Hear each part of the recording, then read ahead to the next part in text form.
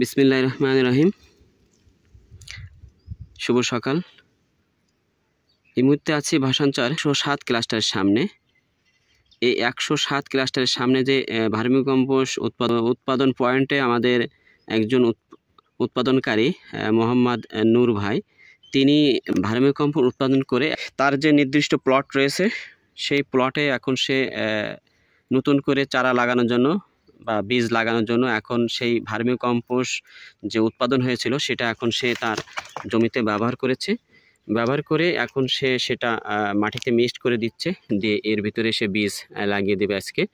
এবং বীজ লাগানোর পরে সাথে সাথে তিনি মালচিং ব্যবস্থাও করেছে, কারণ প্রচুর পরিমাণে পানির সংকট, এখানে পানির সংকটের হাত থেকে এই মুহূর্তে তাদের যে বীজ লাগিয়েছে সেই বীজ থেকে চারা যাতে সঠিকভাবে বের হয় সেই জন্য তিনি মালচিং ব্যবহার করেছে। আমরা যদি লক্ষ্য করি তাহলে দেখতে পাবো, দেখেন এখানে মালচিং ব্যবহার করেছে। আসলে এখানে ভাষাঞ্চরে তারা তাদের নিজেদের সবজি চাহিদা পূরণ করার জন্য প্রচুর পরিমাণে পরিশ্রম করে যাচ্ছে। আমরা আশা করি এই কার্যক্রম এবং এই চেষ্টা অব্যাহত থাকবে ইনশাআল্লাহ।